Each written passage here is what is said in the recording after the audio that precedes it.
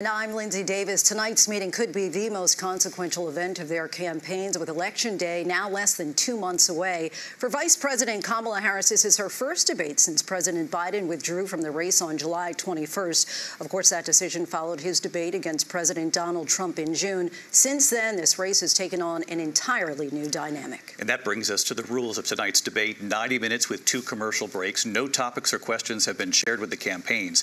The candidates will have 2 minutes to answer questions. And this is the clock. That's what they'll be seeing. 2 minutes for rebuttals and 1 minute for follow-ups, clarifications, or responses.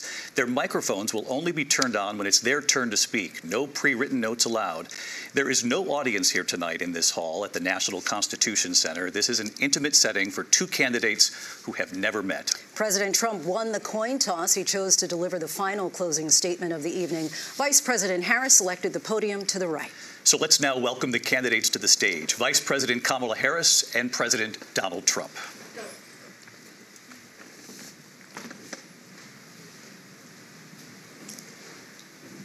Kamala Harris.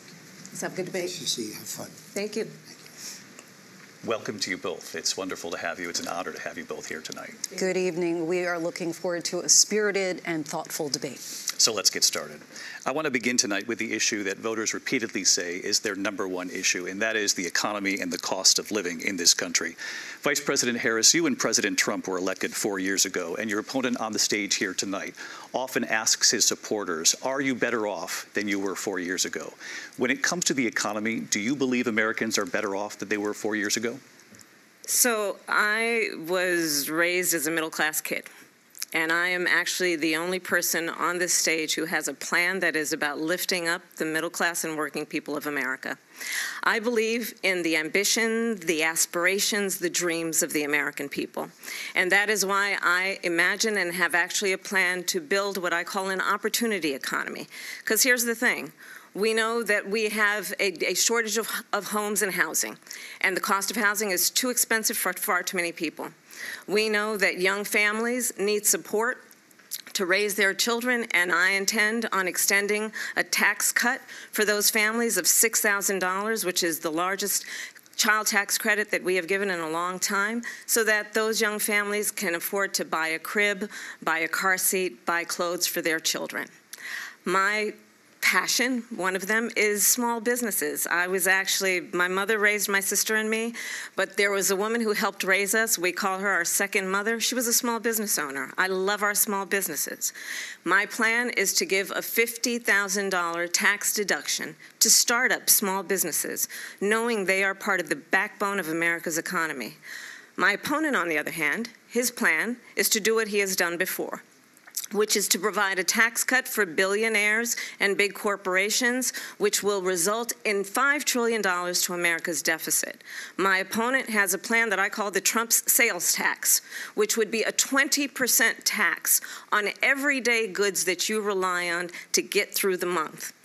Economists have said that Trump sales tax would actually result for middle-class families in about $4,000 more a year, because of his policies and his ideas about what should be the backs of middle-class people paying for tax cuts for billionaires. President Trump, I'll give you 2 minutes. First of all, I have no sales tax. That's an incorrect statement. She knows that. We're doing tariffs on other countries. Other countries are going to finally, after 75 years, pay us back for all that we've done for the world. And the tariff will be substantial in some cases. I took in billions and billions of dollars, as you know, from China. In fact, they never took the tariff off because there was so much money they can't. It would totally destroy everything that they've set out to do. They're taking in billions of dollars from China and other places. They've left the tariffs on. When I had it, I had tariffs, and yet I had no inflation. Look, we've had a terrible economy because inflation which is really known as a country buster. It breaks up countries. We have inflation like very few people have ever seen before, probably the worst in our nation's history.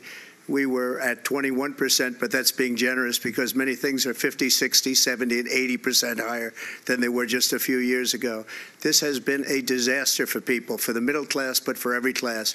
On top of that, we have millions of people pouring into our country from prisons and jails, from mental institutions and insane asylums, and they're coming in and they're taking jobs that are occupied right now by African Americans and Hispanics, and also unions. Unions are going to be affected very soon. And you see what's happening. You see what's happening with towns throughout the United States. You look at Springfield, Ohio. You look at Aurora in Colorado. They are taking over the towns. They're taking over buildings. They're going in violently. These are the people that Xi and Biden led into our country, and they're destroying our country. They're dangerous. They're at the highest level of criminality, and we have to get them out. We have to get them out fast. I created one of the greatest economies in the history of our country. I'll do it again and even better. We are going to get to immigration and border security during this debate, but I would like to let Vice President Harris respond on the economy here. Well, I would love to. Let's talk about what Donald Trump left us. Donald Trump left us the worst unemployment since the Great Depression. Donald Trump left us the worst public health epidemic in a century. Donald Trump left us the worst attack on our democracy since the Civil War. And what we have done is clean up Donald Trump's mess. What we have done and what I intend to do is build on what we know are the aspirations and the hopes of the American people. But I'm going to tell you all in this debate tonight, you're going to hear from the same old tired playbook, a bunch of lies, grievances, and name-calling. What you're going to hear tonight is a detailed and dangerous plan called Project 2025 that the former president intends on implementing if he were elected again. I believe very strongly that the American people want a president who understands the importance of bringing us together, knowing we have so much more in common than what separates us, and I pledge to you to be a president for all Americans. President Trump will give you a minute here to respond. Number one, I have nothing to do, as you know, and as she knows better than anyone, I have nothing to do with Project 2025. That's out there. I haven't read it. I don't want to read it purposely. I'm not going to read it. This was a group of people that got together. They came up with some ideas, I guess some good, some bad. But it makes no difference. I have nothing to do. Everybody knows I'm an open book. Everybody knows what I'm going to do. Cut taxes very substantially and create a great economy like I did before. We had the greatest economy. We got hit with a pandemic. And the pandemic was not since 1917, where 100 million people died, has there been anything like it. We did a phenomenal job with the pandemic. We handed them over a country where the economy and where the stock market was higher than it was before the pandemic came in. Nobody's ever seen anything like it. We made ventilators for the entire world. We got gowns, we got masks, we did things that nobody thought possible.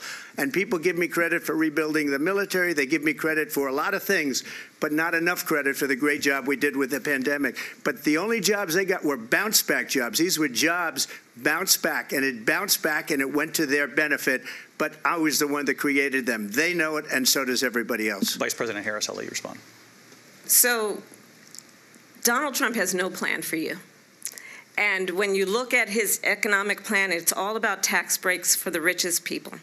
I am offering what I describe as an opportunity economy, and the best economists in our country, if not the world, have reviewed our relative plans for the future of America.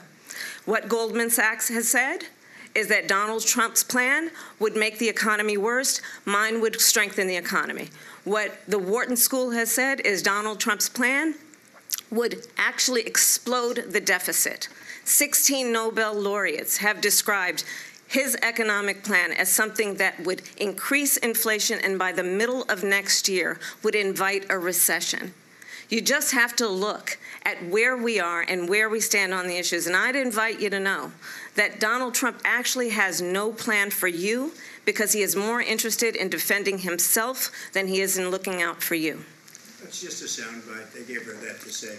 Look, I went to the Wharton School of Finance, and many of those professors, the top professors, think my plan is a brilliant plan. It's a great plan. It's a plan that's going to bring up our worth, our value as a country. It's going to make people want to be able to go and work and create jobs and create a lot of good, solid money for our country. And just to finish off, she doesn't have a plan. She copied Biden's plan, and it's like 4 sentences. Like run, spot, run. 4 sentences that are just, oh, we'll try and lower taxes. She doesn't have a plan. Take a look at her plan. She doesn't have a plan. Mr. President, I do want to drill down on something you both brought up. The Vice President brought up your tariffs. You responded, and let's drill down on this, because your plan is what she calls is essentially a national sales tax. Your proposal calls for tariffs, as you pointed out here, on foreign imports across the board. You recently said that you might double your plan, imposing tariffs up to 20% on goods coming into this country. As you know, many economists say that with tariffs at that level, costs are then passed on to the consumer. Vice President Harris has argued it'll mean higher prices on gas, food, clothing, medication, arguing it costs the typical family nearly $4,000 a year. Do you believe Americans can afford higher prices because of tariffs? They're not going to have higher prices. What's going to have, and who's going to have higher prices, is China and all of the countries that have been ripping us off for years. I was the only president ever. China was paying us hundreds of billions of dollars, and so were other countries. And, you know, if she doesn't like them, they should have gone out and they should have immediately cut the tariffs. But those tariffs are there 3.5 years now under their administration. We are going to take in billions of dollars, hundreds of billions of dollars. I had no inflation, virtually no inflation. They had the highest inflation perhaps in the history of our country, because I've never seen a worse period of time. People can't go out and buy cereal or bacon or eggs or anything else. The people of our country are absolutely dying with what they've done. They've destroyed the economy. And all you have to do is look at a poll. The polls say 80 and 85 and even 90% that the Trump economy was great, that their economy was terrible. Vice President Harris, I do want to ask for your response, and you heard what the president said there, because the Biden administration did keep a number of the Trump tariffs in place. So how do you respond? Well, let's be clear that the Trump administration resulted in a trade deficit, one of the highest we've ever seen in the history of America. He invited trade wars. You want to talk about his deal with China? What he ended up doing is, under Donald Trump's presidency, he ended up selling American chips to China to help them improve and modernize their military, basically sold us out, when a policy about China should be in making sure the United States of America wins the competition for the 21st century, which means focusing on the details of what that requires, focusing on relationships with our allies, focusing on investing in American-based technology so that we win the race on AI, on quantum computing, focusing on what we need to do to support America's workforce so that we don't end up having, on the short end of the stick, in terms of workers' rights. But what Donald Trump did, let's talk about this, with COVID, is he actually thanked President Xi for what he did during COVID. Look at his tweet. "Thank you, President Xi," exclamation point, when we know that Xi was responsible for lacking and not giving us transparency about the origins of COVID. President Trump, I'll let you respond. First of all, they bought their chips from Taiwan. We hardly make chips anymore because of philosophies like they have and policies like they have. I don't say her because she has no policy. Everything that she believed 3 years ago and 4 years ago is out the window. She's going to my philosophy now. In fact, I was going to send her a MAGA hat. She's gone to my philosophy. But if she ever got elected, she'd change it. And it will be the end of our country. She's a Marxist. Everybody knows she's a Marxist. Her father's a Marxist professor in economics, and he taught her well. But when you look at what she's done to our country, and when you look at these millions and millions of people that are pouring into our country monthly, where it's, I believe, 21 million people, not the 15 that people say, and I think it's a lot higher than the 21. That's bigger than New York State pouring in. And just look at what they're doing to our country. They're criminals. Many of these people coming in are criminals. And that's bad for our economy, too. You know, you mentioned before, we'll talk about immigration later. Well, bad immigration is the worst thing that can happen to our economy. They have, and she has, destroyed our country with policy that's insane. Almost policy that you'd say they have to hate our country. President Trump, thank you. Lindsay? I want to turn to the issue of abortion. President Trump, you've often touted that you were able to kill Roe v. Wade. Last year, you said that you were proud to be the most pro-life president in American history. Then last month, you said that your administration would be great for women and their reproductive rights. In your home state of Florida, you surprised many with regard to your 6-week abortion ban, because you initially had said that it was too short. And you said, quote, "I'm going to be voting that we need more than 6 weeks." But then the very next day, you reversed reversed course and said you would vote to support the 6-week ban. Vice President Harris says that women shouldn't trust you on the issue of abortion because you've changed your position so many times. Therefore, why should they trust you? Well, the reason I'm doing that vote is because the plan is, as you know, the vote is, they have abortion in the 9th month. They even have, and you can look at the governor of West Virginia, the previous governor of West Virginia, not the current governor, who's doing an excellent job, but the governor before, he said the baby will be born and we will decide what to do with the baby. In other words, we'll execute the baby. And that's why I did that, because that predominates, because they're radical. The Democrats are radical in that. And her vice presidential pick, which I think was a horrible pick, by the way, for our country, because he is really out of it. But her vice presidential pick says abortion in the 9th month is absolutely fine. He also says execution after birth. It's execution, no longer abortion, because the baby is born, is okay. And that's not okay with me, hence the vote. But what I did is something for 52 years. They've been trying to get Roe v. Wade into the states.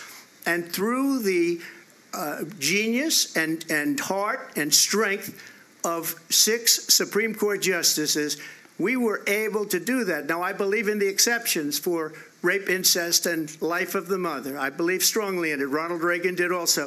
85% of Republicans do. Exceptions. Very important. But we were able to get it, and now states are voting on it. And for the first time, you're going to see, look, this is an issue that's torn our country apart for 52 years. Every legal scholar, every Democrat, every Republican, liberal, conservative, they all wanted this issue to be brought back to the states where the people could vote. And that's what happened. Now, Ohio, the vote was somewhat liberal. Kansas, the vote was somewhat liberal, much more liberal than people would have thought. But each individual state is voting. It's the vote of the people now. It's not tied up in the federal government. I did a great service in doing it. It took courage to do it. And the Supreme Court had great courage in doing it. And I give tremendous credit to those 6 justices. There is no state in this country where it is legal to kill a baby after it's born. Madam Vice President, I want to get your response to President Trump. Well, as I said, you're going to hear a bunch of lies, and that's not actually a surprising fact. Let's understand how we got here. Donald Trump hand-selected 3 members of the United States Supreme Court with the intention that they would undo the protections of Roe v. Wade. And they did exactly as he intended. And now in over 20 states, there are Trump abortion bans, which make it criminal for a doctor or nurse to provide health care. In one state, it provides prison for life. Trump abortion bans that make no exception even for rape and incest, which understand what that means. A survivor of a crime of violation to their body does not have the right to make a decision about what happens to their body next. That is immoral. And one does not have to abandon their faith or deeply held beliefs to agree. The government, and Donald Trump certainly, should not be telling a woman what to do with her body. I have talked with women around our country. You want to talk about this is what people wanted? Pregnant women who want to carry a pregnancy to term, suffering from a miscarriage, being denied care in an emergency room because the healthcare providers are afraid they might go to jail, and she's bleeding out in a car in the parking lot. She didn't want that. Her husband didn't want that. A 12 or 13-year-old survivor of incest being forced to carry a pregnancy to term. They don't want that.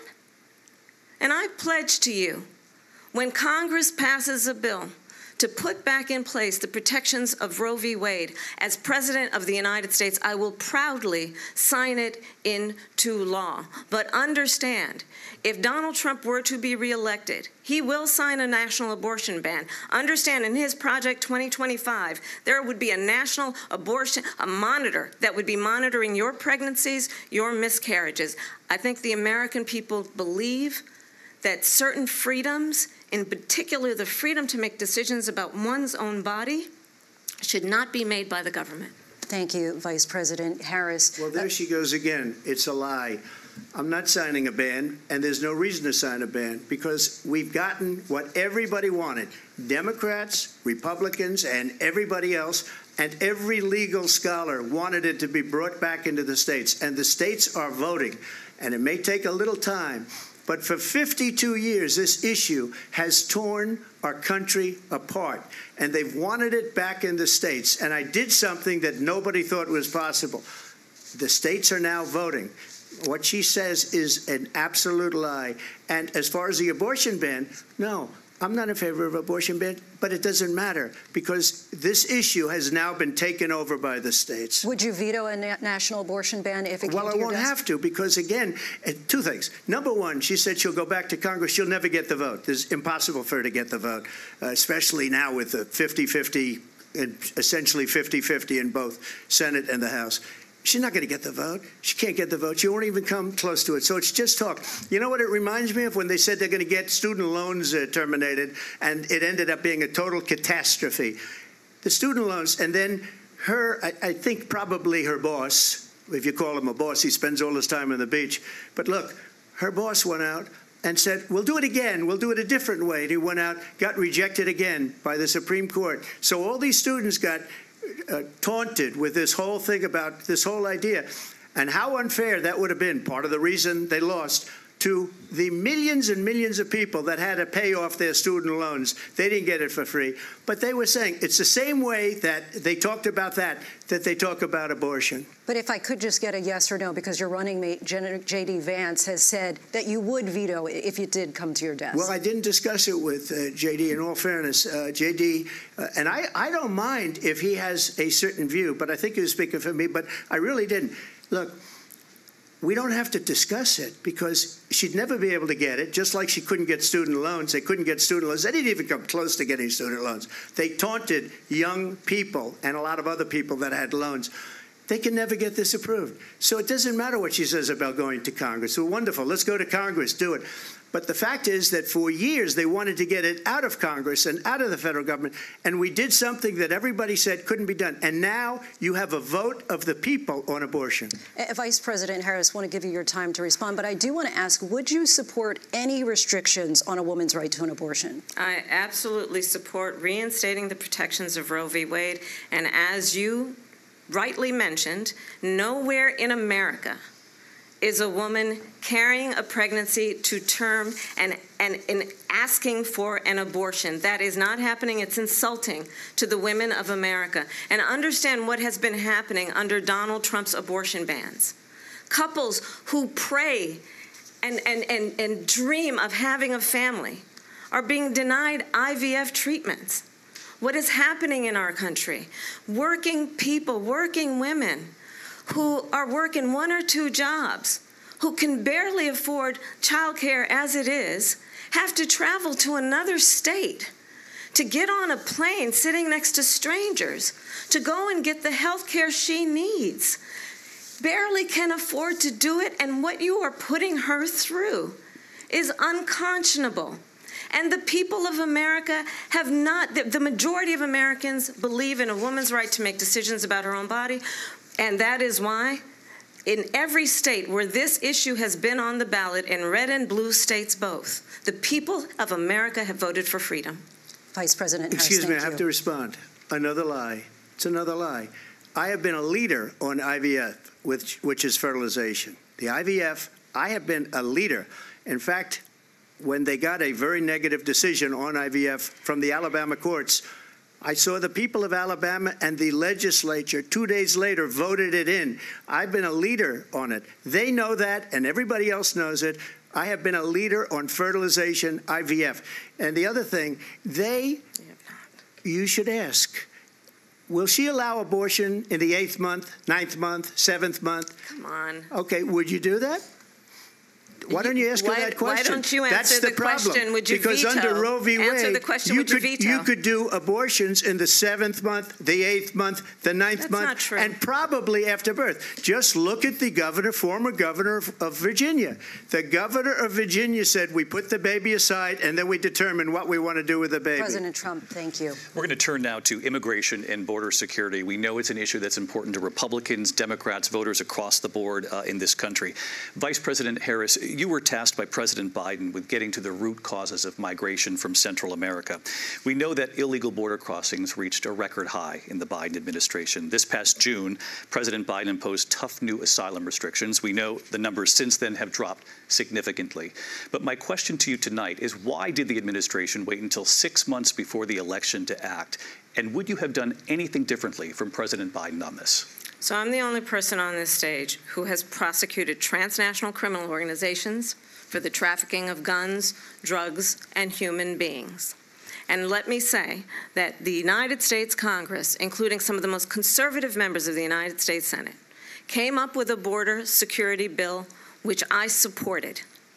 And that bill would have put 1,500 more border agents on the border to help those folks who are working there right now overtime trying to do their job. It would have allowed us to stem the flow of fentanyl coming into the United States. I know there are so many families watching tonight who have been personally affected by the surge of fentanyl in our country. That bill would have put more resources to allow us to prosecute transnational criminal organizations for trafficking in guns, drugs, and human beings. But you know what happened to that bill?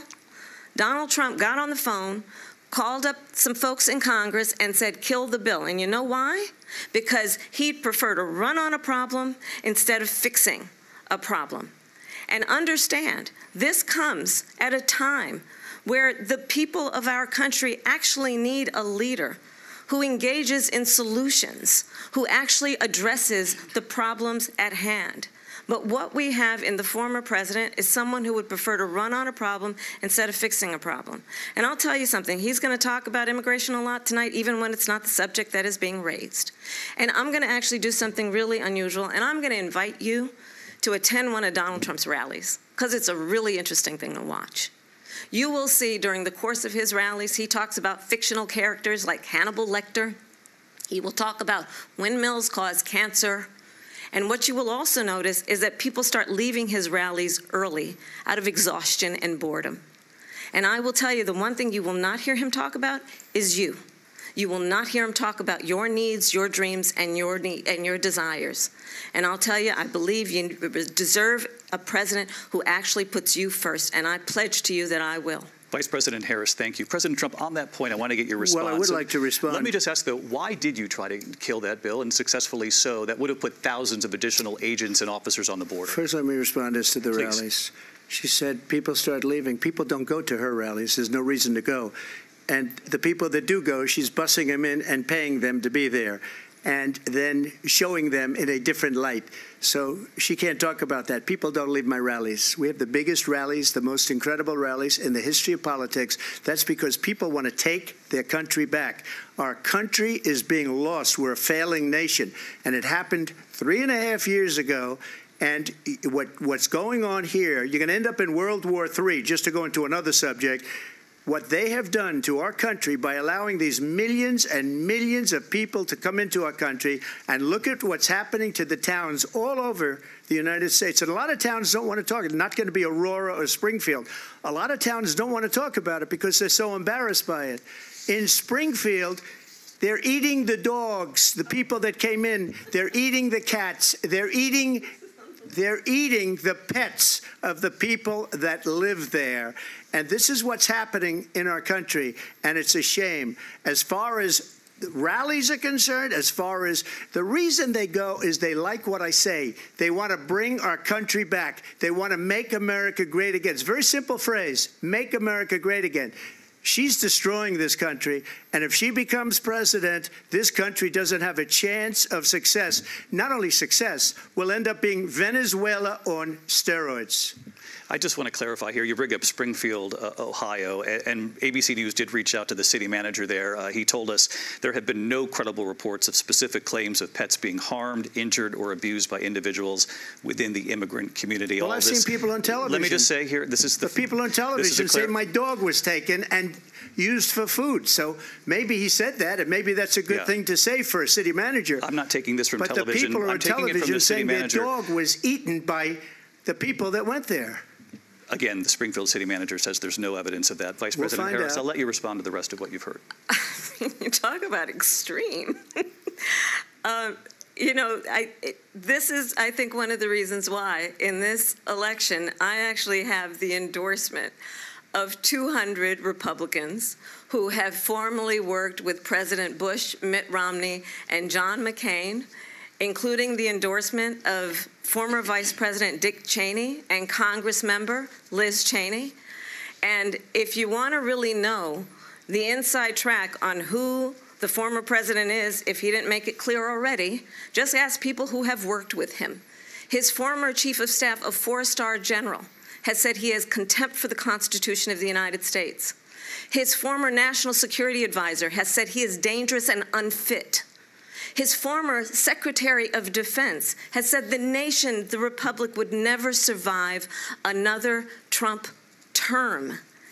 And when we listen to this kind of rhetoric, when the issues that affect the American people are not being addressed, I think the choice is clear in this election. President Trump, I'll give you a quick minute to respond here. Thank you, because when I hear that, see, I'm a different kind of a person. I fired most of those people. Not so graciously. They did bad things or a bad job. I fired them. They never fired one person. They didn't fire anybody having to do with Afghanistan and the Taliban and the 13 people who's were just killed, viciously and violently killed. And I got to know the parents and the family. They didn't fire. They should have fired all those generals, all those top people, because that was one of the most incompetently handled situations anybody has ever seen. So when somebody does a bad job, I fire him. And you take a guy like Esper. He was no good. I fired him. So he writes a book. Another one writes a book. Because with me, they can write books. With nobody else can they. But they have done such a poor job, and they never fire anybody. Look at the economy. Look at the inflation. They didn't fire any of their economists. They have the same people. That's a good way not to have books written about you. But just to finish, I got more votes than any Republican in history by far. In fact, I got more votes than any president, sitting president, in history by far. Let me continue on immigration. It was what you wanted to talk about earlier, so let's get back to your deportation proposal that the vice president has reacted to as well. President Trump, you call this the largest domestic deportation operation in the history of our country. You say you would use the National Guard. You say if things get out of control, you'd have no problem using the U.S. military. Police, yes. You also said you would use local police. How would you deport 11 million undocumented immigrants? I know you believe that number is much higher. Take us through this. What does this look like? Will authorities be going door to door in this country? Yeah, it is much higher because of them. They allowed criminals, many, many millions of criminals. They allowed terrorists. They allowed common street criminals. They allowed people to come in, drug dealers, to come into our country. And they're now in the United States and told by their countries like Venezuela, don't ever come back or we're going to kill you. Do you know that crime in Venezuela and crime in countries all over the world is way down? You know why? Because they've taken their criminals off the street and they've given them to her to put into our country. And this will be one of the greatest mistakes in history for them to allow. And I think they probably did it because they think they're going to get votes, but it's not worth it because they're destroying the fabric of our country by what they've done. There's never been anything done like this at all. They've destroyed the fabric of our country. Millions of people let in, and all over the world, Crime is down all over the world except here. Crime here is up and through the roof. Despite their fraudulent statements that they made, crime in this country is through the roof. And we have a new form of crime. It's called migrant crime. And it's happening at levels that nobody thought possible. President Trump, as you know, the FBI says overall violent crime is actually coming down in this country. But Vice Excuse me, President the Harris, FBI they were defrauding statements. They didn't include the worst cities. They didn't include the cities with the worst crime. It was a fraud. Just like their number of 818,000 jobs that they said they created turned out to be a fraud. President Trump, thank you. I'll let you respond, Vice President Harris. Well, I think this is so rich coming from someone who has been prosecuted for national security crimes, economic crimes, election interference, has been found liable for sexual assault, and his next big court appearance is in November at his own criminal sentencing. And let's be clear where each person stands on the issue of what is important about respect for the rule of law and respect for law enforcement.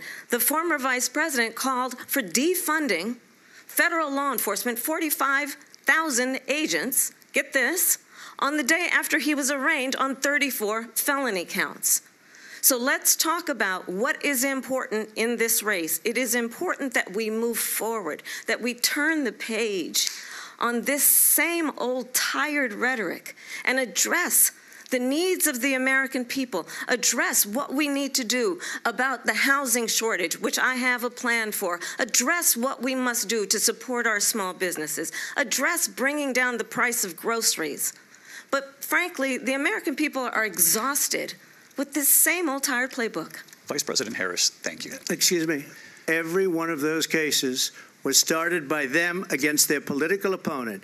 And I'm winning most of them, and I will win the rest on appeal. And you saw that with the decision that came down just recently from the Supreme Court. I'm winning most of them. But those are cases, it's called weaponization. Never happened in this country. They weaponized the Justice Department. Every one of those cases was involved with the DOJ, from Atlanta and Fani Willis to the Attorney General of New York and the DA in New York. Every one of those cases. And then they say, oh, he's a criminal. They're the ones that made them go after me. By the way, Joe Biden was found essentially guilty on the documents case. And what happened in my documents case? They said, oh, that's the toughest of them all. A complete and total victory. 2 months ago, it was thrown out. It's weaponization, and they used it, and it's never happened in this country. They used it to try and win an election. They're fake cases. President Trump, thank you. A really quick response here, Vice President Harris, on this notion of weaponization of the Justice Department. Well, let's talk about extreme and understand the context in which this election in 2024 is taking place.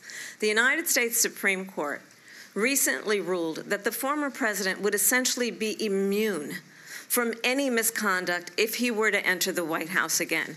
Understand, this is someone who has openly said he would terminate, I'm quoting, terminate the Constitution of the United States, that he would weaponize the Department of Justice against his political enemies.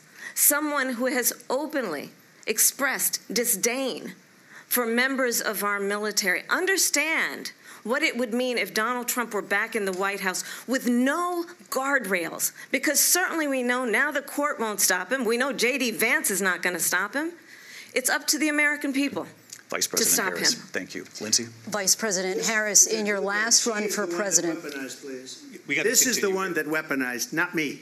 She weaponized. I probably took a bullet to the head because of the things that they say about me. They talk about democracy. I'm a threat to democracy. They're the threat to democracy with a fake Russia investigation that went nowhere. We have a lot to get to. Lindsay? Vice President Harris, in your last run for president, you said you wanted to ban fracking. Now you don't. You wanted mandatory government buyback programs for assault weapons. Now your campaign says you don't.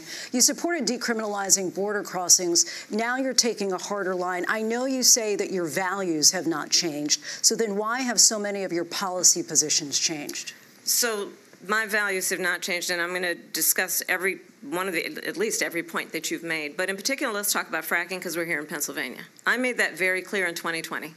I will not ban fracking. I have not banned fracking as Vice President of the United States, and in fact, I was the tie-breaking vote on the Inflation Reduction Act, which opened new leases for fracking.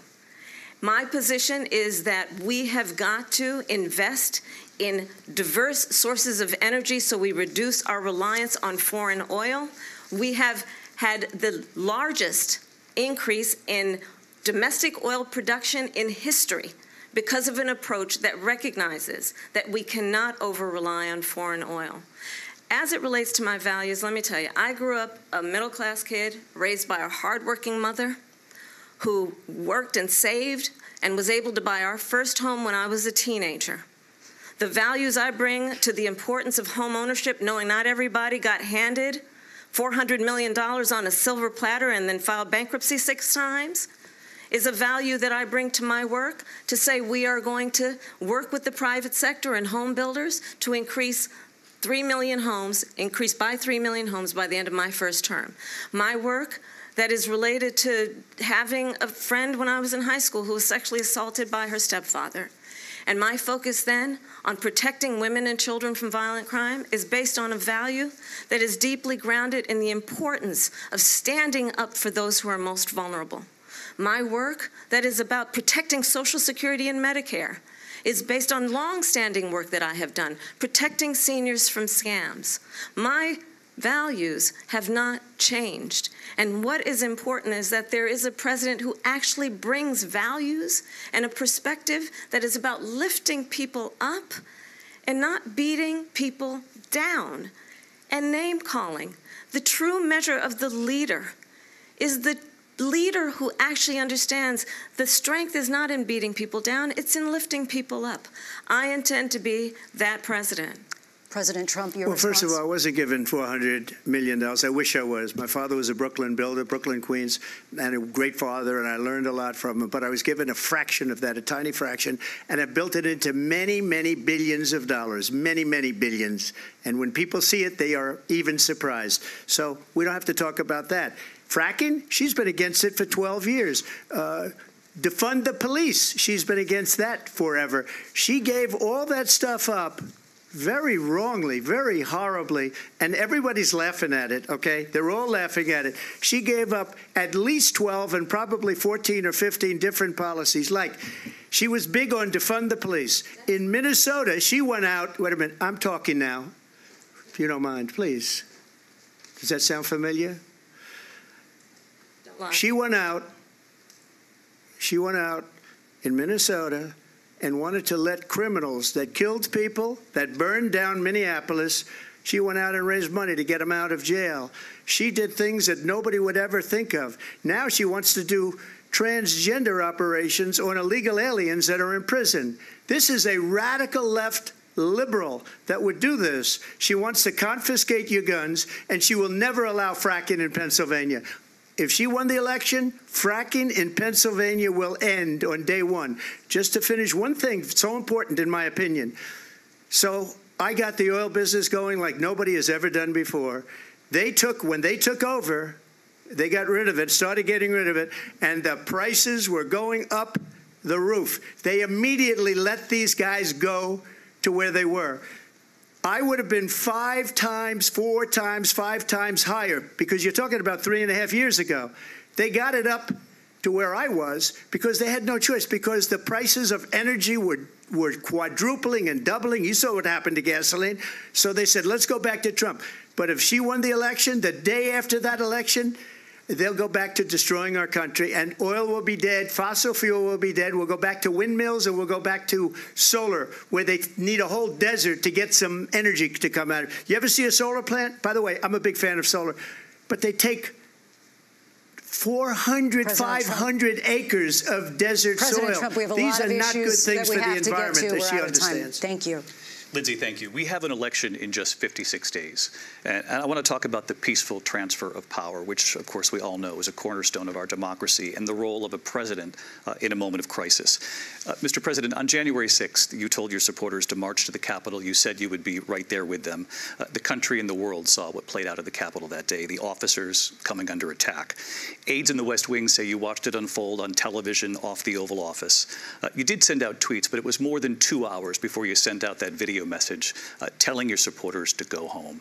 Is there anything you regret about what you did on that day? You just said a thing that isn't covered. Peacefully and patriotically, I said during my speech, not later on. Peacefully and patriotically. And nobody on the other side was killed. Ashley Babbitt was shot by an out-of-control police officer that should have never, ever shot her. It's a disgrace. But we didn't do this group of people that have been treated so badly. I ask, what about all the people that are pouring into our country and killing people that she allowed to pour in? She was the border czar, remember that. She was the border czar. She doesn't want to be called the border czar because she's embarrassed by the border. In fact, she said at the beginning, well, I'm surprised you're not talking about the border yet. That's because she knows what a bad job they've done. What about those people? When are they going to be prosecuted? When are these people from countries all over the world, not just South America? They're coming in from all over the world, David, all over the world, and crime rates are down all over the world because of it. But let me just ask you, David, when are those people going to be prosecuted? When are the people that burned down Minneapolis going to be prosecuted? Or in Seattle? They went into Seattle. They took over a big percentage of the city of Seattle. When are those people going to be prosecuted? But let me just ask you. You might ask her that question. You were the president. You were watching it unfold on television. It's a very simple question as we move forward toward another election. Is there anything you regret about what you did on that day? Yes, sir. I had nothing to do with that other than they asked me to make a speech. I showed up for a speech. I said, I think it's going to be big. I went to Nancy Pelosi and the mayor of Washington, D.C., and the mayor put it back in writing, as you know. I said, you know, this is going to be a very big rally or whatever you want to call it. And again, it wasn't done by me. It was done by others. I said, I'd like to give you 10,000 National Guard or soldiers. They rejected me. Nancy Pelosi rejected me. It was just 2 weeks ago. Her daughter has a tape of her saying she is fully responsible for what happened. They want to get rid of that tape. It would have never happened if Nancy Pelosi and the mayor of Washington did their jobs. I wasn't responsible for security. Nancy Pelosi was responsible. She didn't do her job. The question was about you as president, not about former Speaker Pelosi, but I do want Vice President Harris to respond here. I was at the Capitol on January 6th. I was the vice president-elect. I was also an acting senator. I was there. And on that day, the President of the United States incited a violent mob to attack our nation's capital, to desecrate our nation's capital. On that day, 140 law enforcement officers were injured, and some died. And understand, the former president has been indicted and impeached for exactly that reason. But this is not an isolated situation. Let's remember Charlottesville, where there was a mob of people carrying tiki torches, spewing anti-Semitic hate. And what did the president then at the time say? There were fine people on each side. Let's remember that when it came to the Proud Boys, a militia, the president said, the former president said, stand back and stand by. So for everyone watching who remembers what January 6th was, I say we don't have to go back. Let's not go back. We're not going back. It's time to turn the page. And if that was a bridge too far for you, well, there is a place in our campaign for you to stand for country, to stand for our democracy, to stand for rule of law, and to end the chaos, and to end the approach that is about attacking the foundations of our democracy because you don't like the outcome. And be clear on that point. Donald Trump, the candidate, has said in this election there will be a bloodbath if this and the outcome of this election is not to his liking.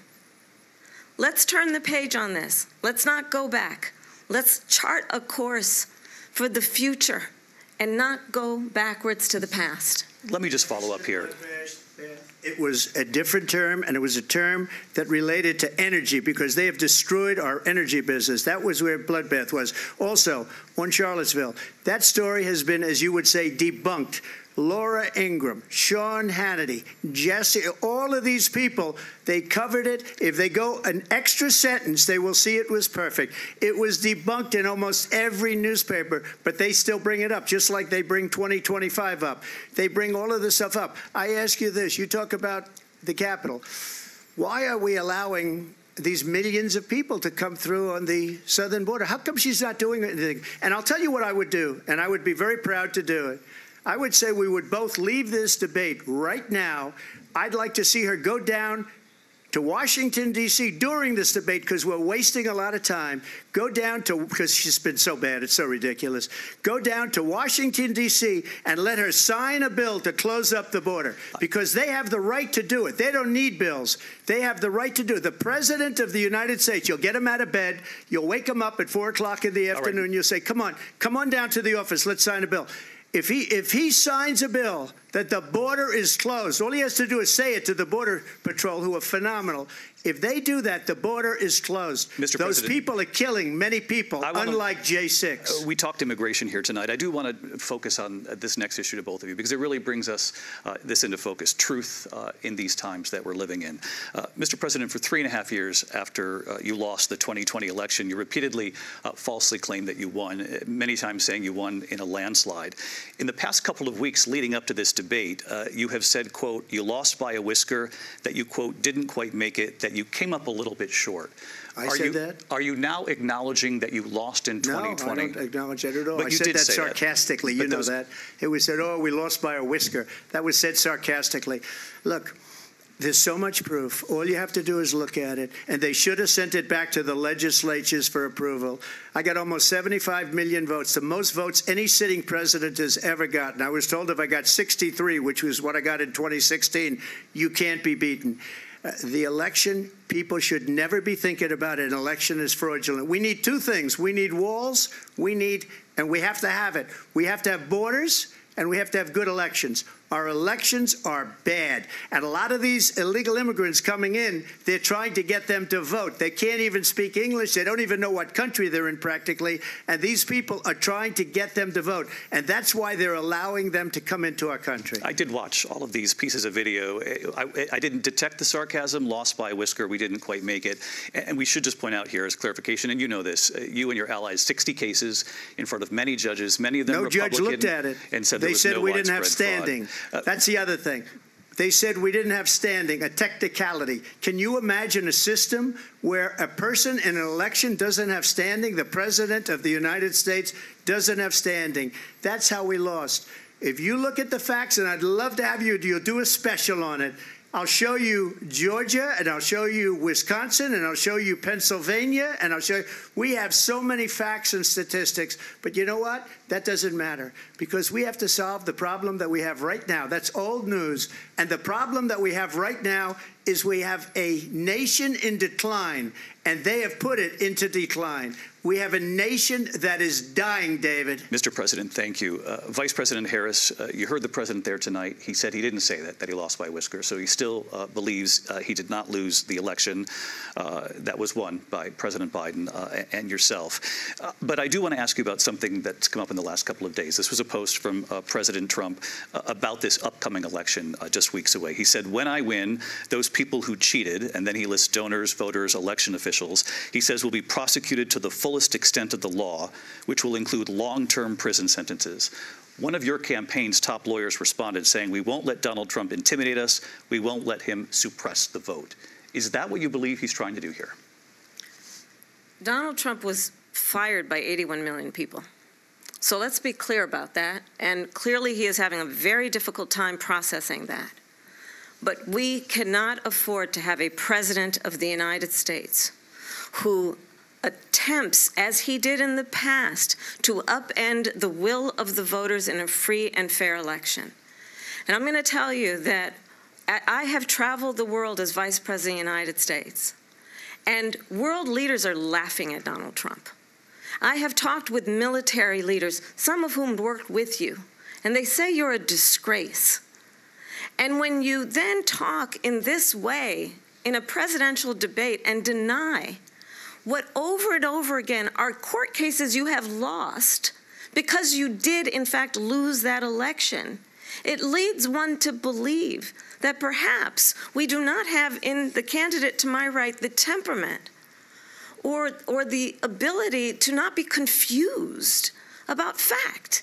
That's deeply troubling, and the American people deserve better. I'll give you 1 minute to respond, Mr. President. Let me just say about world leaders.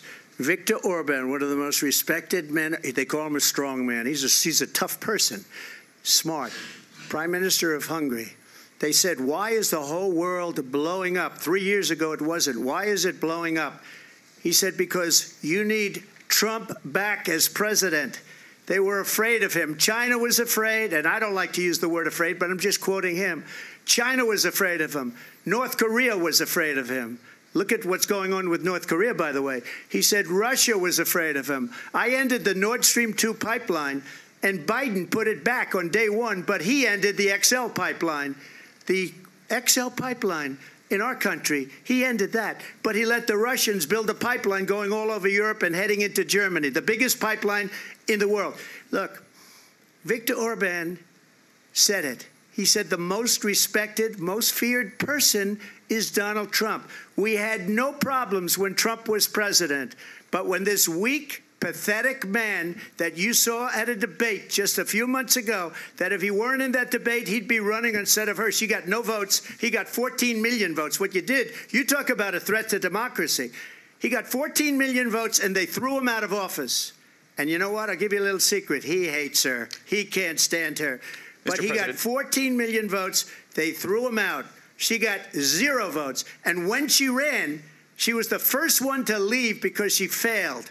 And now she's running. I don't understand it, but I'm okay with it because your time is I think we're going to do very well. We've got a lot more to get to. Turning now to the Israel-Hamas war and the hostages who are still being held, Americans among them. Vice President Harris, in December, you said, quote, Israel has a right to defend itself, but you added, quote, it matters how, saying international humanitarian law must be respected. Israel must do more to protect innocent civilians.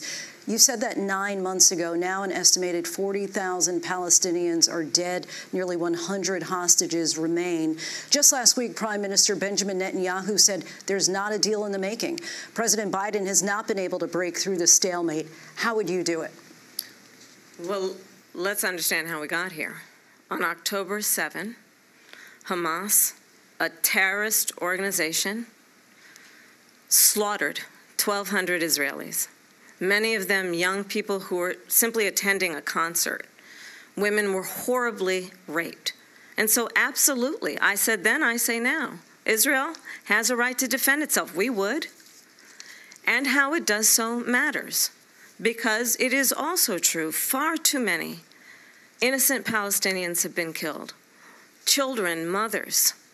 What we know is that this war must end. It must end immediately, and the way it will end is we need a ceasefire deal and we need the hostages out. And so we will continue to work around the clock on that. Work around the clock, also understanding that we must chart a course for a two-state solution. And in that solution, there must be security for the Israeli people and Israel, and in equal measure for the Palestinians. But the one thing I will assure you always, I will always give Israel the ability to defend itself, in particular as it relates to Iran and any threat that Iran and its proxies pose to Israel.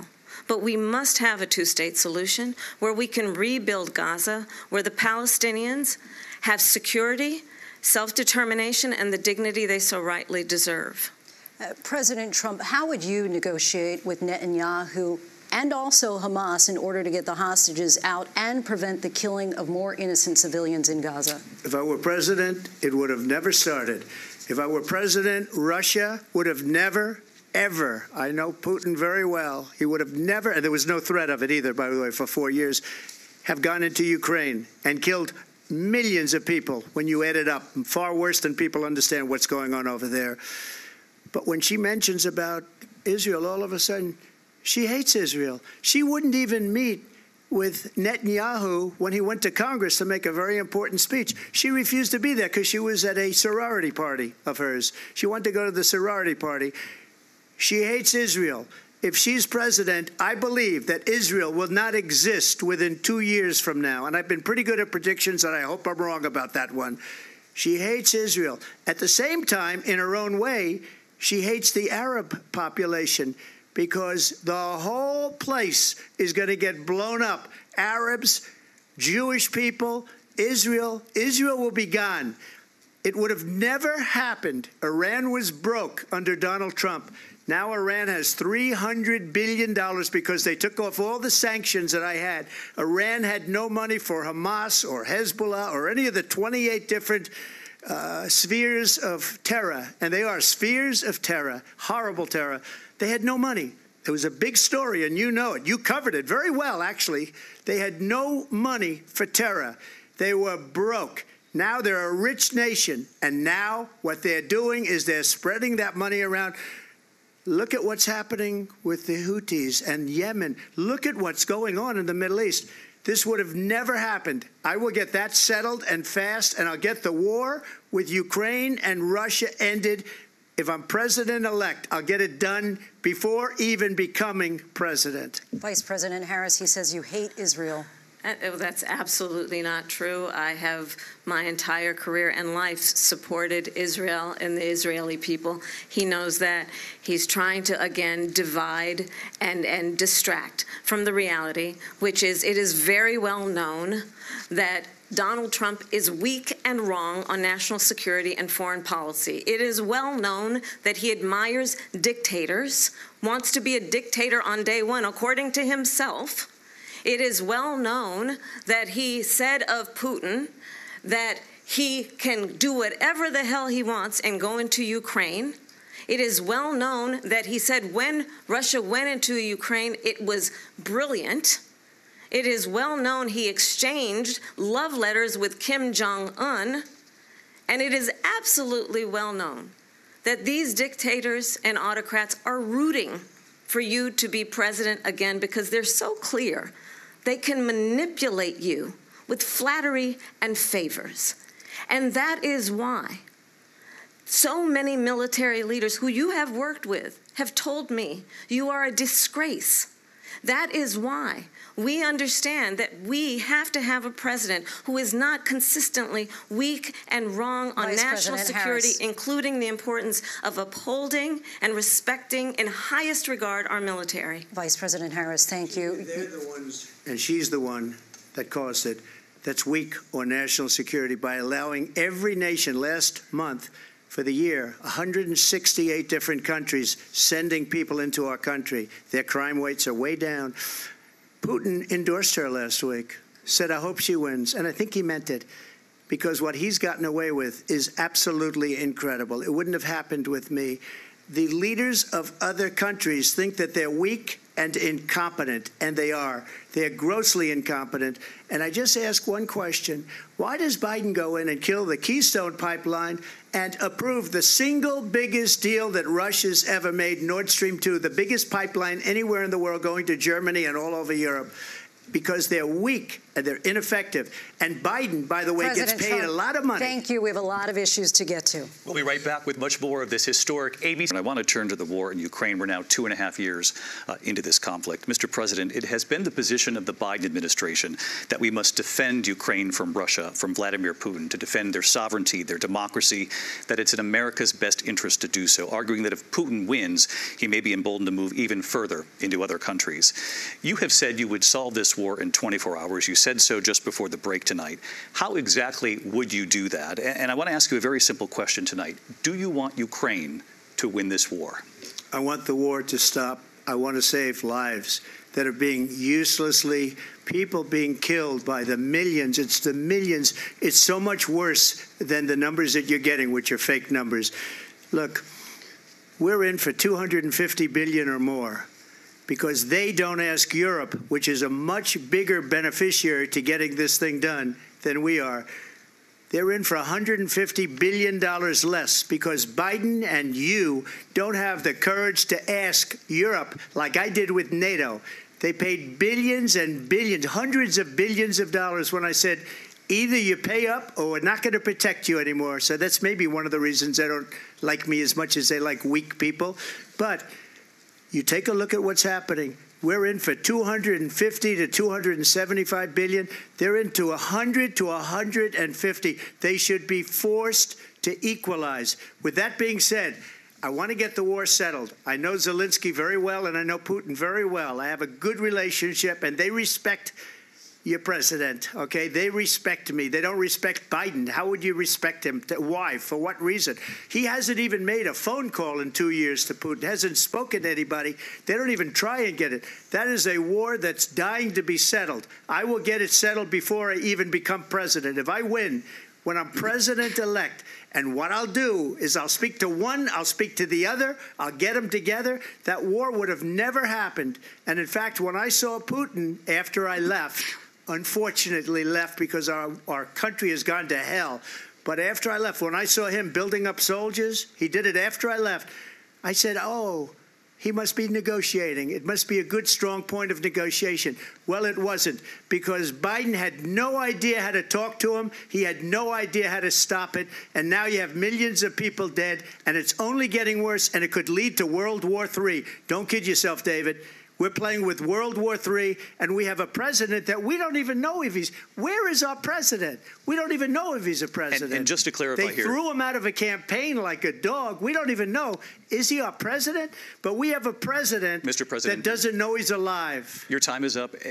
Just to clarify in the question, do you believe it's in the U.S. best interest for Ukraine to win this war, yes or no? I think it's the U.S. best interest to get this war finished and just get it done. All right. Negotiate a deal, because we have to stop all of these human lives from being destroyed. I want to take this to Vice President Harris. I want to get your thoughts on support for Ukraine in this moment, but also, as Commander-in-Chief, if elected, how would you deal with Vladimir Putin, and would it be any different from what we're seeing from President Biden?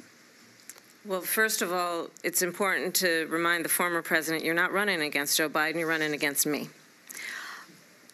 I believe the reason that Donald Trump says that this war would be over within 24 hours is because he would just give it up. And that's not who we are as Americans. Let's understand what happened here.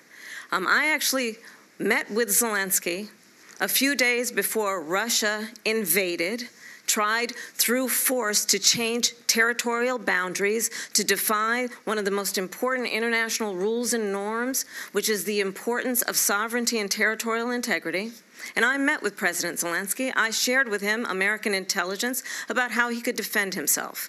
Days later, I went to NATO's eastern flank, to Poland and Romania. And through the work that I and others did, we brought 50 countries together to support Ukraine in its righteous defense. And because of our support, because of the air defense, the ammunition, the artillery, the javelins, the Abrams tanks that we have provided, Ukraine stands as an independent and free country. If Donald Trump were president, Putin would be sitting in Kyiv right now. And understand what that would mean, because Putin's agenda is not just about Ukraine. Understand why the European allies and our NATO allies are so thankful that you are no longer president, and that we understand the importance of the greatest military alliance the world has ever known, which is NATO, and what we have done to preserve the ability of Zelensky and the Ukrainians to fight for their independence. Otherwise, Putin would be sitting in Kyiv with his eyes on the rest of Europe, starting with Poland. And why don't you tell the 800,000 Polish Americans right here in Pennsylvania how quickly you would give up for the sake of favor and what you think is a friendship with what is known to be a dictator who would eat you for lunch. Vice President Harris, thank you. We've heard from both of you on Ukraine tonight. Afghanistan came up in the last hour. I wanted her to respond to something you said earlier, and please, I'll give you a minute here. Putin would be sitting in Moscow, and he wouldn't have lost 300,000 men and women, but he would have been sitting in Moscow. Quiet, please. He would have been sitting in Moscow, much happier than he is right now. But eventually, you know, he's got a thing that other people don't have. He's got nuclear weapons. They don't ever talk about that. He's got nuclear weapons. Nobody ever thinks about that. And eventually, maybe he'll use them, and maybe he hasn't been that threatening, but he does have that, something we don't even like to talk about. Nobody likes to talk about it.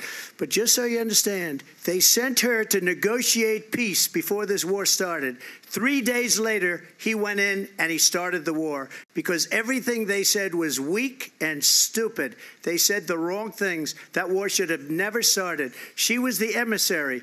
They sent her in to negotiate with Zelensky and Putin, and she did. And the war started 3 days later. And that's the kind of talent we have with her. She's worse than Biden. In my opinion, I think he's the worst president in the history of our country. She goes down as the worst vice president in the history of our country. But let me tell you something. She is a horrible negotiator. They sent her in to negotiate. As soon as they left, Putin did the invasion. President Trump, thank you. You did bring up something. You said she went to negotiate with Vladimir Putin. Vice President Harris, have you ever met Vladimir Putin? Can you clarify tonight? Yet again, I said it at the beginning of this debate, you're going to hear a bunch of lies coming from this fellow. And that is another one. When I went to meet with President Zelensky, I've now met with him over 5 times. The reality is it has been about standing as America always should, as a leader upholding international rules and norms, as a leader who shows strength, understanding that the alliances we have around the world are dependent on our ability to look out for our friends and not favor our enemies because you adore strongmen instead of caring about democracy. And that is very much what is at stake here. The President of the United States is commander-in-chief. And the American people have a right to rely on a president who understands the significance of America's role and responsibility in terms of ensuring that there is stability and ensuring we stand up for our principles and not sell them for the benefit of personal flattery. We've talked about Ukraine and Vladimir Putin. I do want to talk about Afghanistan. It came up in the first hour of this debate. I wanted to move on to Afghanistan. Stoltenberg said Trump did the most amazing thing I've ever seen. He got these countries, the 28 countries at the time, to pay up. He said, I've never seen. He's the head of NATO. He said, I've never seen. For years, we were paying almost all of NATO. We were being ripped off by European nations, both on trade and on NATO. I got them to pay up by saying one of the statements you made before, if you don't pay, we're not going to protect you. President Otherwise, Trump. we would have never gotten it. He said it was one of the most incredible jobs that he's ever seen done. Thank you. I want to turn to Afghanistan. It came up in the first hour of the debate, and we witnessed a poignant moment today on Capitol Hill, honoring the soldiers who died in the chaotic withdrawal from Afghanistan. I do want to ask the Vice President, do you believe you bear any responsibility in the way that withdrawal played out? Well, I will tell you, I agreed with President Biden's decision to pull out of Afghanistan. 4 presidents said they would, and Joe Biden did. And as a result, America's taxpayers are not paying the $300 million a day we were paying for that endless war. And as of today, there is not one member of the United States military who is in active duty in a combat zone in any war zone around the world, the first time this century. But let's understand how we got to where we are. Donald Trump, when he was president, negotiated one of the weakest deals you can imagine. He calls himself a deal maker. Even his national security advisor said it was a weak, terrible deal. And here's how it went down. He bypassed the Afghan government. He negotiated directly with a terrorist organization called the Taliban. The negotiation involved the Taliban getting 5,000 Taliban terrorists released. And get this, and the president at the time invited the Taliban to Camp David, a place of storied significance for us as Americans, a place where we honor the importance of American diplomacy, where we invite and receive respected world leaders. And this former president, as president, invited them to Camp David because he does not again appreciate the role and responsibility of the President of the United States to be commander-in-chief with a level of respect. And this gets back to the point of how he has consistently disparaged and demeaned members of our military, fallen soldiers, and the work that we must do to uphold the strength and the respect of the United States of America around the world. Vice President Harris, thank you. President Trump, your response to her saying that you began the negotiations with the Taliban. So if you take a look at that period of time, the Taliban was killing our soldiers, a lot of them, with snipers. And I got involved with the Taliban because the Taliban was doing the killing. That's the fighting force within Afghanistan. They don't bother doing that because, you know, they deal with the wrong people all the time. But I got involved. And Abdul is the head of the Taliban. He is still the head of the Taliban. And I told Abdul, don't do it anymore. You do it anymore, you're going to have problems. And he said, why do you send me a picture of my house? I said, you're going to have to figure that out, Abdul. And for 18 months, we had nobody killed. We did have an agreement negotiated by Mike Pompeo. It was a very good agreement. The reason it was good, it was we were getting out. We would have been out faster than them, but we wouldn't have lost the soldiers. We wouldn't have left many Americans behind, and we wouldn't have left $85 billion worth of brand new, beautiful military equipment behind. And just to finish, they blew it. The agreement said you have to do this, this, this, this, this, and they didn't do it. They didn't do it. The agreement was terminated by us because they didn't do what they were supposed to do. I want to move on. And these people did the worst withdrawal and, in my opinion, the most embarrassing moment in the history of our country. And by the way, that's why Russia attacked Ukraine, because they saw how incompetent she and her boss are. President Trump, thank you. I want to move on now to race and politics in this country. Mr. President, you recently said of Vice President Harris, quote, I didn't know she was black until a number of years ago when she happened to turn black, and now she wants to be known as black. I want to ask a bigger picture question here tonight. Why do you believe it's appropriate to weigh in on the racial identity of your opponent? I don't, and I don't care. I don't care what she is. I don't care. You make a big deal out of something. I couldn't care less. Whatever she wants to be is okay with me. But those were your words, so I'm asking. I don't know. I mean, all I can say is I read where she was not black, that she put out, and I'll say that. And then I read that she was black, and that's okay. Either one was okay with me. That's up to her. That's up to her. Vice President Harris, your thoughts on this? I think it's, I mean, honestly, I think it's a tragedy that we have someone who wants to be president who has consistently, over the course of his career, attempted to use race to divide the American people. You know, I do believe that the vast majority of us know that we have so much more in common than what separates us, and we don't want this kind of approach that is just constantly trying to divide us, and especially by race. And let's remember how Donald Trump started. He was land, he owned buildings, and he was investigated because he refused to rent property to black families. Let's remember, this is the same individual who took out a full-page ad in the New York Times calling for the execution of 5 young black and Latino boys who were innocent, the Central Park 5.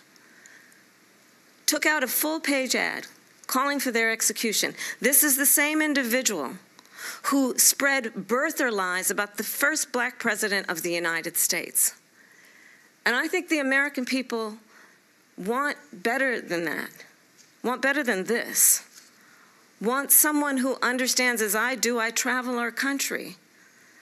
We see in each other a friend. We see in each other a neighbor.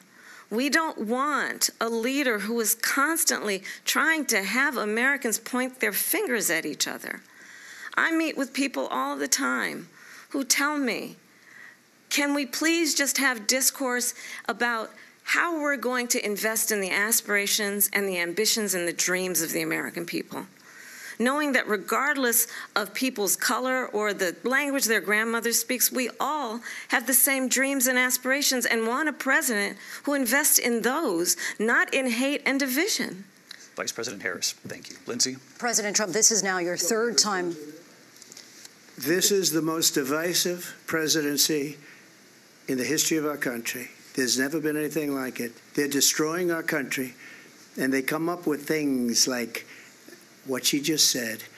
going back many, many years, when a lot of people, including Mayor Bloomberg, agreed with me on the Central Park Five. They admitted, they said, they pled guilty. And I said, well, if they pled guilty, they badly hurt a person, killed a person ultimately. And if they pled guilty, then they pled, we're not guilty. But this is a person that has to stretch back years, 40, 50 years ago, because there's nothing now. I built one of the greatest economies in the history of the world, and I'm going to build it again. It's going to be bigger, better, and stronger. But they're destroying our economy. They have no idea what a good economy is. Their oil policies, every single policy. And remember this, she is Biden. You know, she's trying to get away from Biden. I don't know the gentleman, she says. She is Biden. The worst inflation we've ever had, a horrible economy because inflation has made it so bad, and she can't get away with that. Thank you. Your time is up, Lindsay. I want to respond to that, though. I want to just respond briefly. Clearly, I am not Joe Biden, and I am certainly not Donald Trump. And what I do offer is a new generation of leadership for our country, one who believes in what is possible, one who brings a sense of optimism about what we can do instead of always disparaging the American people. I believe in what we can do to strengthen our small businesses, which is why I have a plan. Let's talk about our plans and let's compare the plans. I have a plan to give startup businesses $50,000 tax deduction, to pursue their ambitions, their innovation, their ideas, their hard work. I have a plan, $6,000 for young families for the first year of your child's life to help you in that most critical stage of your child's development. I have a plan that is about allowing people to be able to pursue what has been fleeting in terms of the American dream by offering a help with down payment of $25,000 down payment assistance for first-time home buyers. That's the kind of conversation, I believe, David, that people really want tonight, as opposed to a conversation that is constantly about belittling and name-calling. Let's turn the page Vice President and move Harris, forward. thank you. Let's turn to policy. President Let's Trump, turn we back to have policy. to move on. President Trump.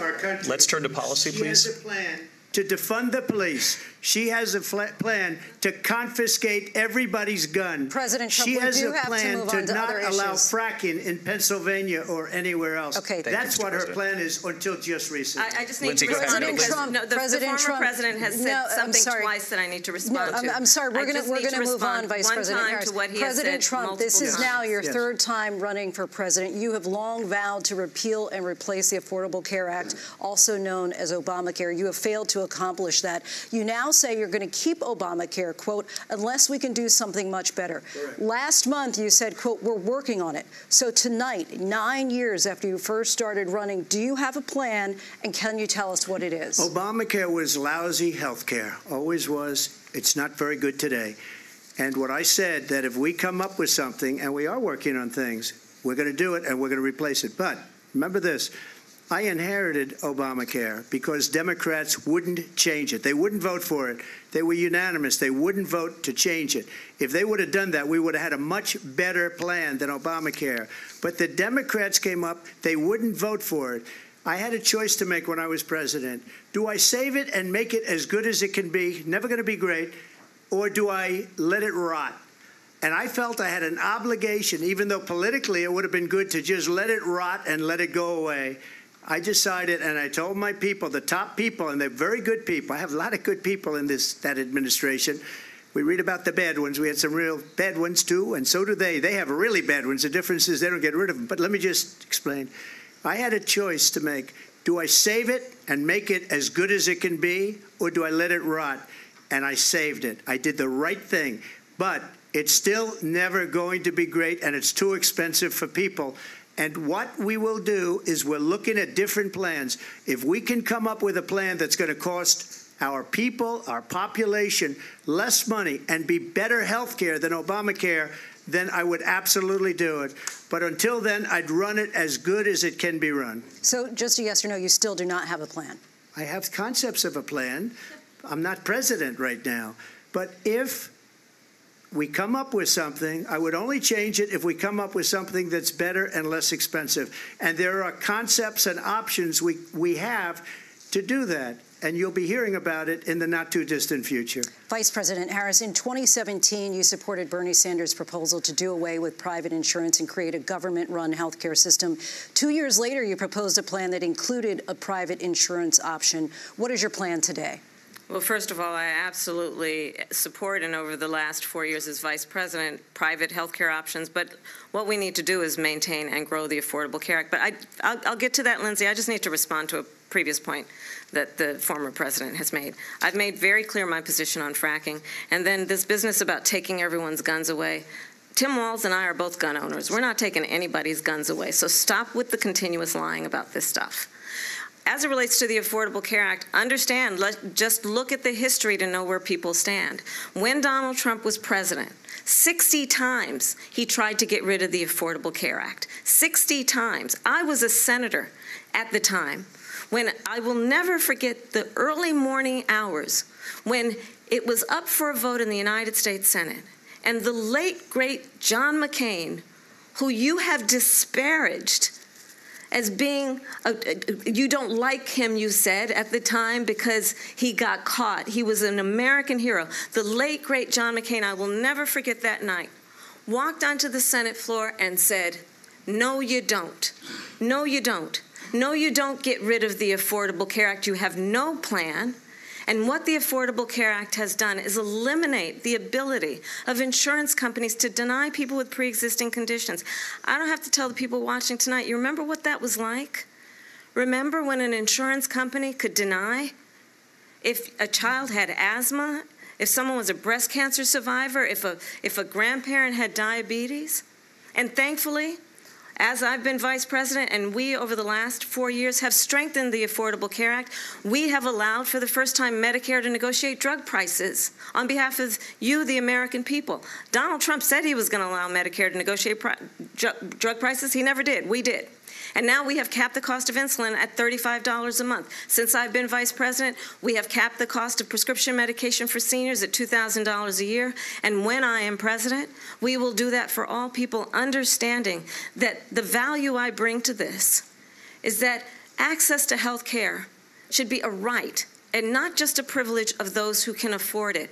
And the plan has to be to strengthen the Affordable Care Act, not get rid of it, Vice President Harris, in terms of where Donald Trump stands on that. I want to move to an issue that's important for a lot of... She made a mistake. At number one, John McCain fought Obamacare for 10 years. But it wasn't only him. It were all of the Democrats that kept it going. And you know what? We can do much better than Obamacare, much less money. But she won't improve private insurance for people, private medical insurance.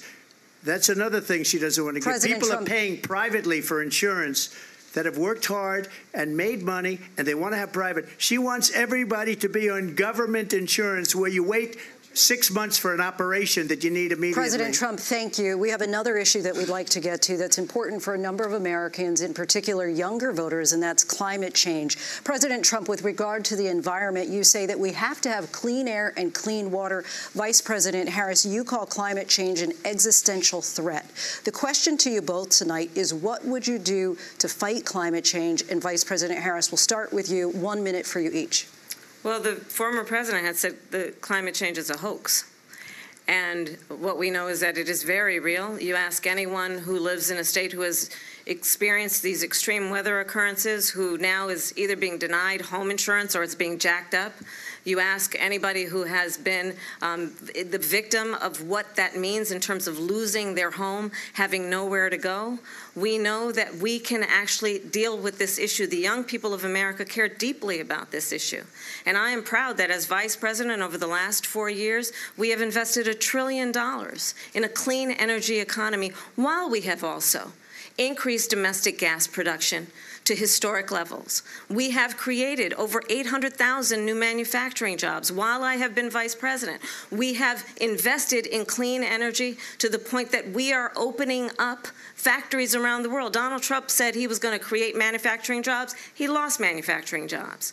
And I'm also proud to have the endorsement of the United Auto Workers and Sean Fain, who also know that part of building a clean energy economy includes investing in American-made products, American automobiles. It includes growing what we can do around American manufacturing and opening up auto plants, not closing them like happened under Donald Trump. Vice President Harris, thank you. It didn't happen under Donald Trump. Let me just tell you, they lost 10,000 manufacturing jobs this last month. It's going, they're all leaving. They're building big auto plants in Mexico, in many cases owned by China. They're building these massive plants, and they think they're going to sell their cars into the United States because of these people. What they have given to China is unbelievable. But we're not going to let that. We'll put tariffs on those cars so they can't come into our country, because they will kill the United Auto Workers and any auto worker, whether it's in Detroit or South Carolina or any other place. What they've done to business and manufacturing in this country is horrible. We have nothing because they refuse. You know, Biden doesn't go after people because supposedly China paid him millions of dollars. He's afraid to do it. Between him and his son, they get all this money from Ukraine. They get all this money from all of these different countries. And then you wonder, why is he so loyal to this one, that one, Ukraine, China? Why is he? Why did he get $3.5 million from the mayor of Moscow's wife? Why did she pay him $3.5 million? Visions for our country. One that is focused on the future, and the other that is focused on the past, and an attempt to take us backward. But we're not going back. And I do believe that the American people know we all have so much more in common than what separates us, and we can chart a new way forward. And a vision of that includes having a plan, understanding the aspirations, the dreams, the hopes, the ambition of the American people, which is why I intend to create an opportunity economy, investing in small businesses, in new families, in what we can do around protecting seniors, what we can do that is about giving hardworking folks a break and bringing down the cost of living. I believe in what we can do together that is about sustaining America's standing in the world and ensuring that we have the respect that we so rightly deserve, including respecting our military and ensuring we have the most lethal fighting force in the world. I will be a president that will protect our fundamental rights and freedoms, including the right of a woman to make decisions about her own body and not have her government tell her what to do. I'll tell you, I started my career as a prosecutor. I was a DA, I was an attorney general, a United States senator, and now vice president. I've only had one client, the people. And I'll tell you, as a prosecutor, I never asked a victim or a witness, are you a Republican or a Democrat? The only thing I ever asked them, are you okay? And that's the kind of president we need right now. Someone who cares about you and is not putting themselves first. I intend to be a president for all Americans and focus on what we can do over the next 10 and 20 years to build back up our country by investing right now in you, the American people. Vice President Harris, thank you. President Trump? So she just started by saying she's going to do this, she's going to do that, she's going to do all these wonderful things. Why hasn't she done it? She's been there for 3.5 years. They've had 3.5 years to fix the border. They've had 3.5 years to create jobs and all the things we talked about. Why hasn't she done it?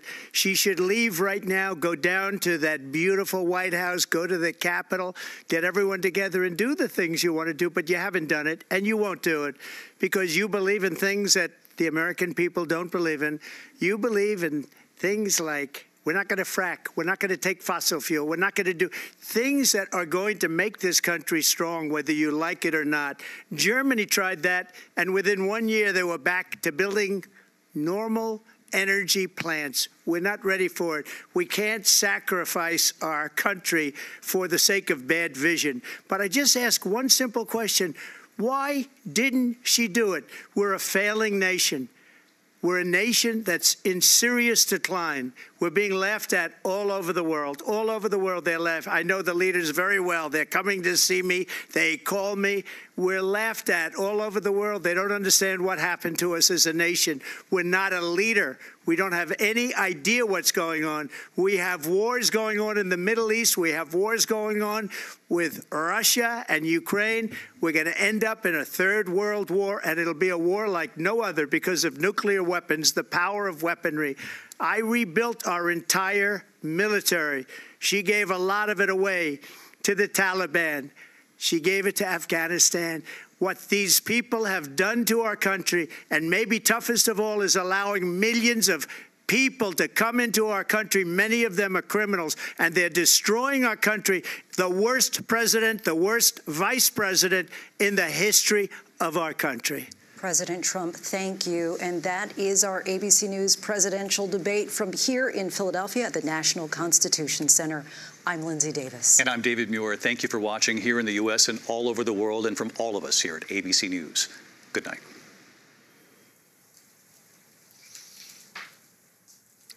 And that concludes what may be the first and only presidential election debate of this 2024